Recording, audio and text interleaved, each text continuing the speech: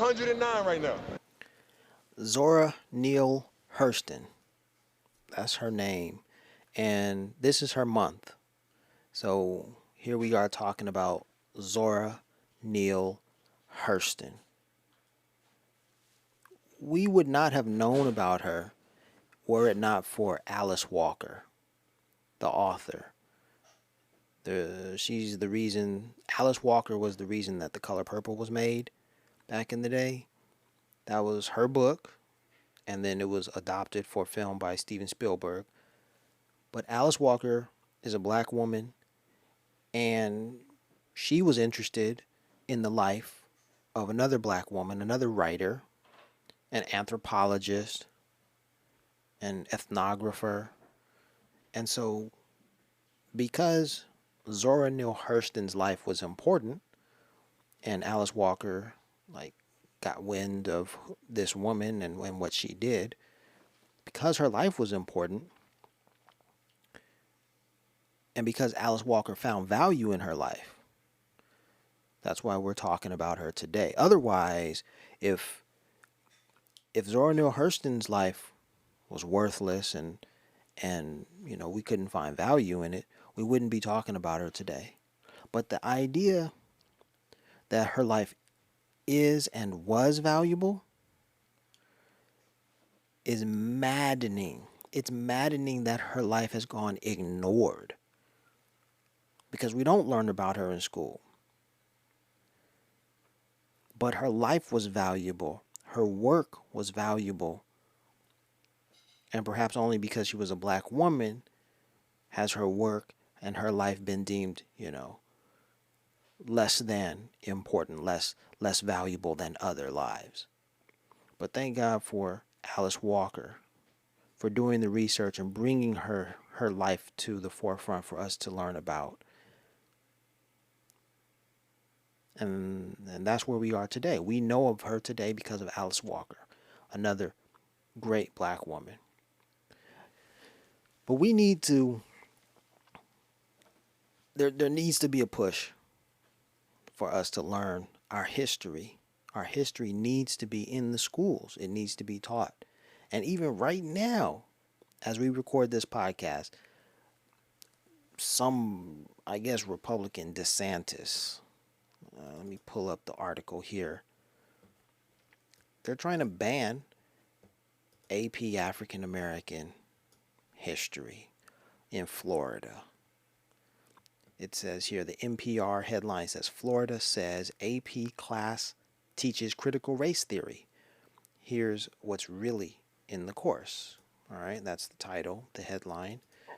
And here's another headline. It says, column from the editor's desk. Pop quiz. What state just banned an AP African American Studies course? Answer, Florida, the Stop Woke Act state, where Governor Ron DeSantis is solidifying his right-wing influence over education. Had to have been a right-winger. Had to have been. So that's where we are today. We have people willfully trying to ignore the history of black lives. But we know black lives matter. I mean, right here in Los Angeles, we've got our history. We've had countless examples whereby black lives have been, discarded. And there's a machine working against us.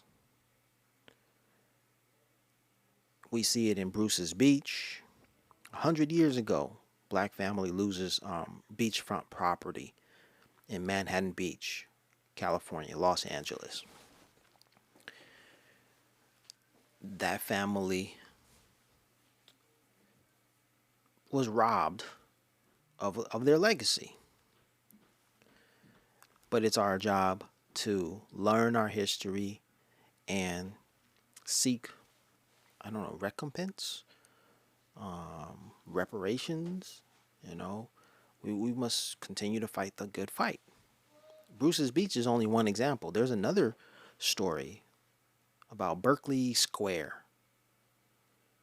Berkeley Square was a beautiful affluent community in Los Angeles that was bulldozed. The homes that were there were bulldozed over to construct the 10 freeway. What is the 10 freeway today? That's another story. Countless other stories. Sugar Hill, the Adams, the historic Adams, area. So many lives were disrupted, you know. And then you look at it and you discover that there's some, nefarious, organization plotting against us. So that's what we're talking about here. And Zora Neale Hurston's life is, another example. She was about to be just obscure and just lost, to history. But she did some wonderful things in her lifetime. She was documenting the lives of Southern blacks. You can watch her documentary on PBS. Go to pbs.org and check that out. And the only reason why I'm talking about her now, well, a great reason why I'm talking about her now is because her spirit is alive and well. I'll say it like that because I grabbed her book earlier this month without even knowing that she was born in January and she died in January. Without even knowing that, I just went to my bookshelf and grabbed her book, and I thought, hey, I'm going to read about Zora Neale Hurston. I'm going to read her book. I grabbed the book, Their Eyes Were Watching God. I have that copy. I have a copy of that book. So I grabbed it, and I was like, I'm going to read it. I didn't know that I grabbed her book in January, the month that she was born and died. That's wild. And then the only reason why I'm making this podcast now is because I was watching the Karen Hunter and Dr. Greg Carr YouTube, show on Saturday yesterday. And Karen Hunter mentioned that Zora Neale Hurston was born and died in January, and that there's a documentary online. So that piqued my curiosity, and I went to search for the documentary, and I found it. I didn't have to pay for it. It's on PBS for free. Just access it on the internet, pbs.org. And then I watched it, and I was wearing my Howard University sweatshirt while I was watching it. I was like, man, Zora Neale Hurston, like, I'm right there. I'm right connected with her. I'm wearing my Howard University sweatshirt because she, is perhaps one of the most, maybe today she's one of the most famous Howard University graduates. Maybe. Again, we only know of her history because of Alice Walker and the work and the research that she did. She made the world aware of Zora Neale Hurston, I think, in 1985, according to the documents and whatnot. So that's what it is. But, she was an anthropologist, and we need to know our people. Like Paul Revere Williams was a black man right here in Los Angeles, and he designed and constructed like thousands of buildings all around LA. And we really wouldn't know of his history unless we had to, really search to find information about him. But this was a black man right here in Los Angeles whose life, needs to be taught in school so that, his life can inspire other black and brown children. Same thing with Zora Neale Hurston. Her example of being a black anthropologist, ethnographer, could have inspired little black girls and boys all around Los Angeles, all around America, if her history, if her life was documented and presented and talked about in schools. We've lived this life. We've been through these roads for forever. There's no reason why we can't have representation in every field because we've been there. Like the Dave Chappelle joke, you know, we don't have to be relegated to rapping and playing basketball. No, in every field, we have made an impact. So our lives should be studied, and we should know. We should know that we're welcomed in every field. But it doesn't feel like that. It certainly doesn't feel that way when we are not represented, when we don't have representation. Representation matters. So that's something to think about. Zora Neale Hurston. Check out the documentary and absolutely learn about her life, because the work that she did was fascinating, was valuable, and it serves as a guide for young people to follow, to say, hey, she did it. It's my turn. I like that. I want to study it. Let's go in that direction. Otherwise, we'll just be discouraged and say, well, I don't see people doing it, so I can't do it. Zora Neale Hurston. So let's talk about some of the interesting points about her life.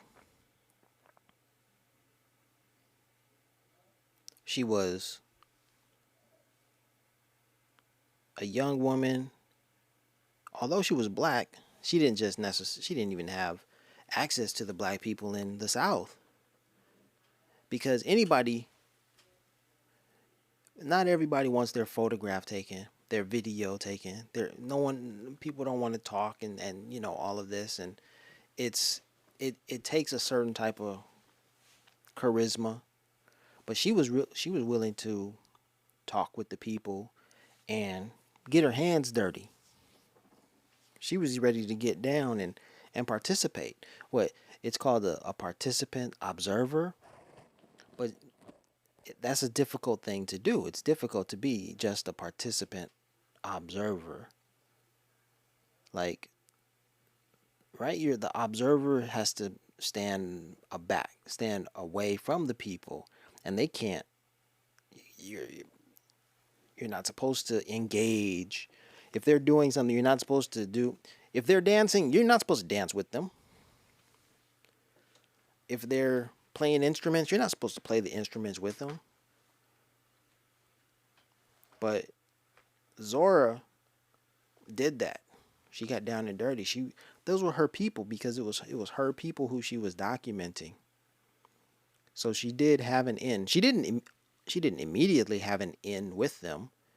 She had to gain their trust.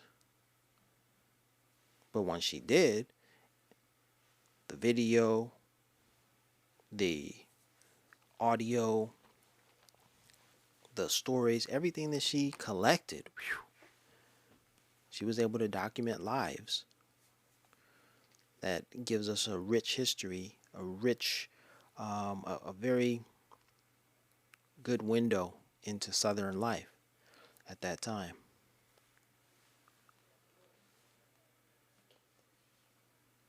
All right, y'all. Zora Neale Hurston. You're at 109 right now.